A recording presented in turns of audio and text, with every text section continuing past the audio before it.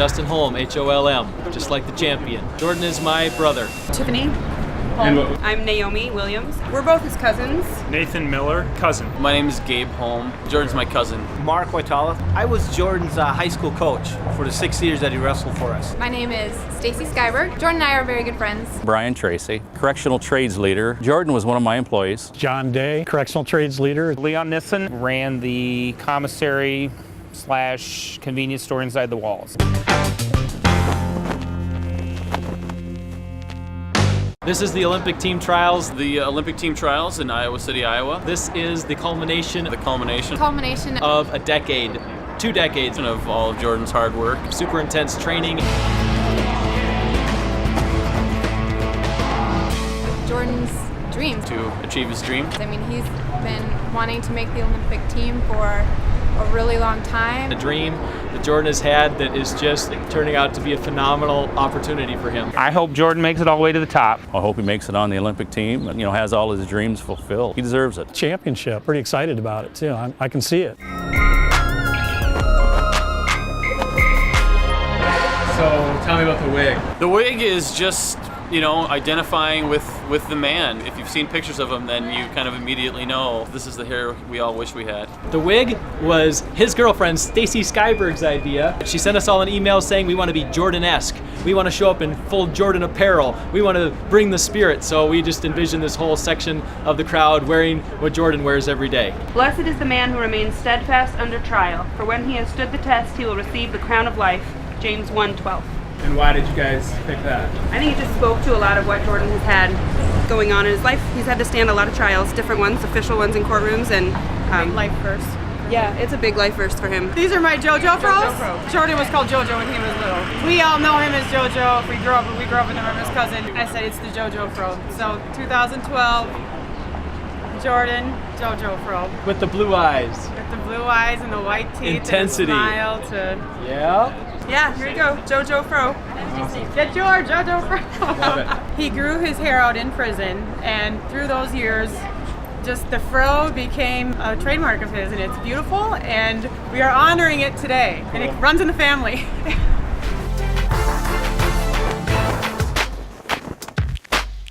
So tell me about the first match. How did that go?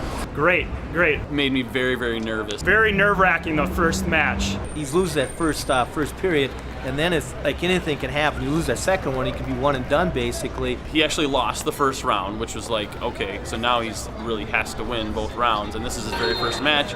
He can't lose, and it was to a guy that he's lost to a couple times before. So it's very, very nerve-wracking. Second round, he was able to score a point and won that one. Went all the way to 3 rounds and was very, very tense. Third round comes around, and what you don't want to happen is what happens. It came down to the last 30 seconds.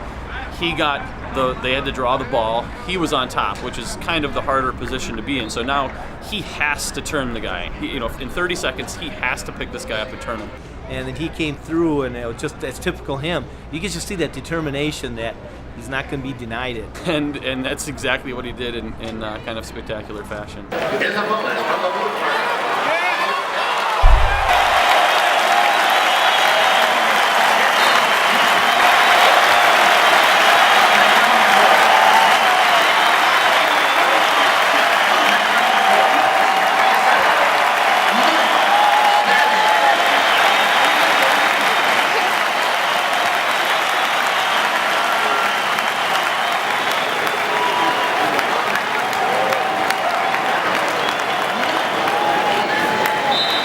Throwdown was awesome. It was awesome. When I saw it, I was pretty excited to actually go back and tell some of his former coworkers how he kicked ass. The guy looked like he was flailing in the air, with his arms and his legs. And I usually miss the good parts, but that part I did watch.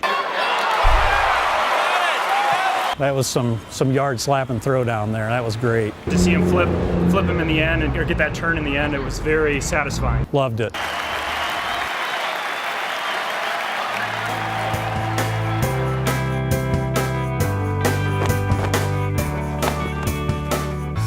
He's always been a wrestler. Yeah. And he's always been awesome. I remember we were kids and we'd say, oh, where have you been this weekend or whatever, and his mom would be like, oh yeah, he was just winning some national championship. He's in like 4th grade. Ever since we were kids, I remember going and watching him wrestle for many, many years. When I graduated college, he came to my college open house. You have a big open house for situation. And he was like, yeah, I'm so glad to be here. I'm so proud of you. And I'm like, what have you been doing this weekend? And he had just won the national championship that weekend. And that like came up later in the conversation. I'm like, I just graduated college, like everyone does every year, and you just are the best in the nation at a sport, whatever. I had a bunch of family come together, and we were going to curl, the sport curling. He had just gotten off the plane like minutes earlier and came to curl, and he just got off winning the Greco US Open, winning that. And so came out from winning that, came and curled, and of course wanted to win at curling. I think it was the first time he had ever curled, but he did great, of course. I looked up some of his past wrestling accomplishments. I knew he was one not to mess with. Sometimes we kid around, and I just knew enough to leave him alone. One time we went to a tournament, we were seeding wrestlers, and he's a returning state champ. And another coach had a really good wrestler, and he wanted to seed him number 1. And I'm saying, okay, you can have number 1, and we'll take the number 2. And our assistant coach said, what do you mean you can't do that? You know, he's a returning state champ. And I was just kind of used that. And actually, I told him that. I said they want him to be the number 2 seed. And he takes things like that and just uses them as motivation. And so it was fun. He went out there and he just kept taking the guy down over and over, and ended up tech falling him. And it was you could just see the determination on him.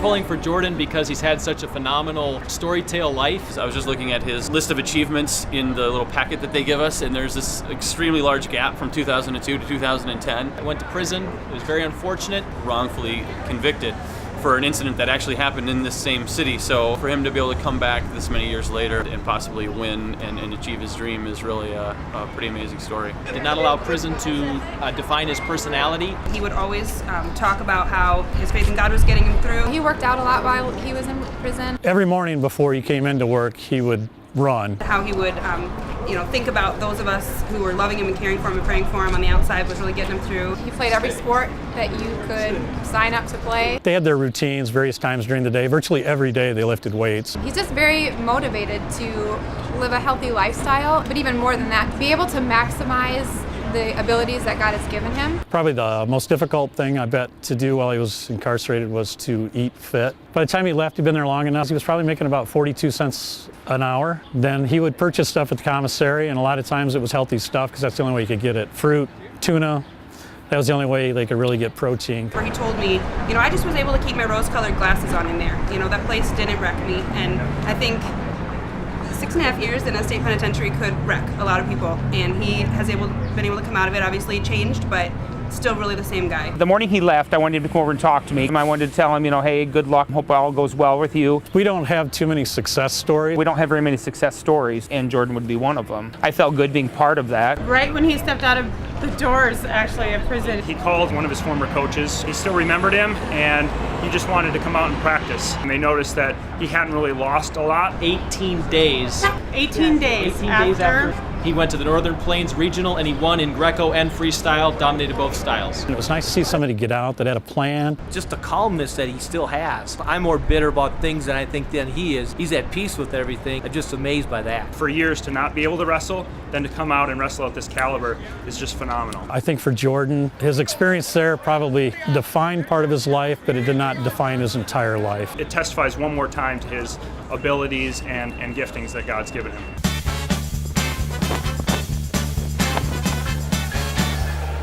Following the quarterfinals. Second match was good. This was the guy that he had only wrestled one other time and lost to him. And that second match was just awesome. In the red, ladies and gentlemen, wrestling for Minnesota Storm, Jordan Holm. Second match, he handled him handily. Holm with 2 points. He went out there and opened up and just got after it, kind of like the old Jordan that we always used to see. Push out brings 1 point to Jordan Holm to lead the second period. But it wasn't nearly as nerve-wracking. He handled it pretty good, won both the first and second match, and didn't have to wrestle the third round. Deep down, 1 point, Jordan Holm, and Jordan Holm will go to the championship finals.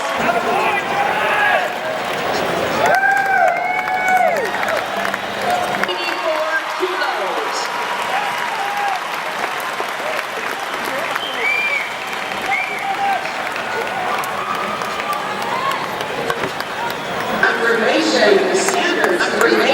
Sanders, 3-point move.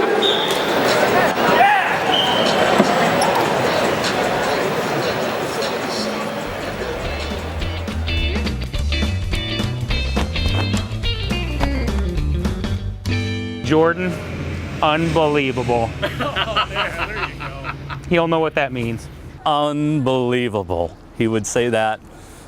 It was just funny. He would say it with a little more emphasis, unbelievable. When he said it, you knew, I mean, it was just sarcasm. As a catchphrase. I mean, I knew none of this, but Jordan actually was a very good bookie, I guess you'd call it, in prison. Well, the day when his buddy was leaving, his buddy was giving him a whole bunch of these tokens, which that's how, kind of like money, and they went in the restroom where nobody could see them, and Jordan fumbled with all these tokens, these tickets.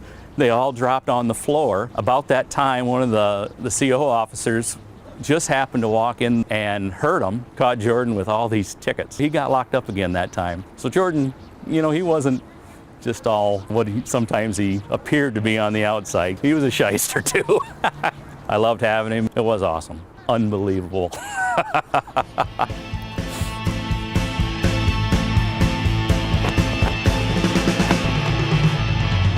He is one of the nicest guys. He is just a sweetheart, a loving man, and a kind man, and a faithful man. He's passionate, puts 110% into everything he does. He loves the Lord, he loves the sport, he loves his family. For him, he's satisfied with the crown of life that he's received with his personal relationship with Jesus Christ. And so an Olympic gold medal would just be sort of an extra blessing. It's definitely something he has as an earthly dream, but he's got a faith that kind of supersedes all of that. You would ask Jordan, why are you such a solid person, such a confident person?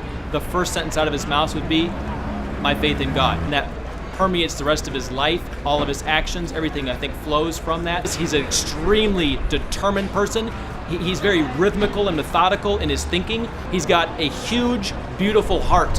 If you ever talk to the fella, his heart is huge. It's humble, and that's always attractive on anybody. He's had a lot of conflict, and what other people would use as excuses to allow it to affect their spirit, make them bitter, make them an angry person, he used that to fuel himself. He analyzes things and then puts all that energy and focus into something positive, much like Dan Gable did. And when I read in the paper in the Pioneer Press that he said he's going to pour out his whole heart on the mat this weekend and come home at peace, knowing that he gave it all, I knew that he's got a lot to pour out.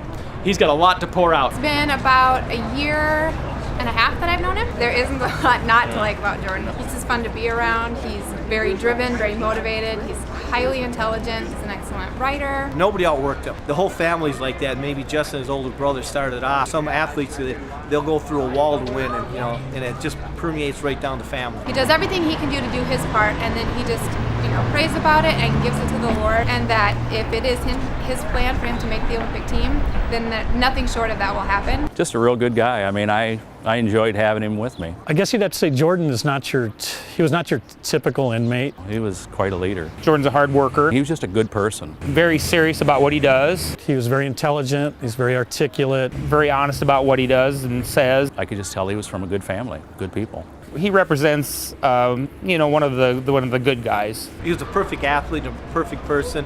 I mean, he'd even come over and he would babysit our kids, positive and doing the right things, and just a great leader. Always would bring other people along with him. He has this steadfast kind of passion for God and his family and wrestling.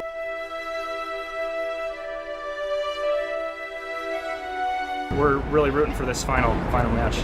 Tonight, he's got to win 2 out of 3. Jordan is a very stable technician, and for him to have 2 opportunities to beat a guy 2 out of 3 rounds, I'm very confident that he will be successful. This is someone that he has wrestled with before. If he wins this, he'll train in Europe, a couple different places. He'll be in a couple of tournaments there, and then he'll be in London in August to compete. They've trained together and had many opportunities to see each other's strengths and weaknesses. Just want to keep the momentum going. He looks really good today. You can tell that he is there to win it. There's no words to really describe what it would mean for him to be able to make the Olympic team and to do this. So we're just hoping and praying that he'll be victorious yet again.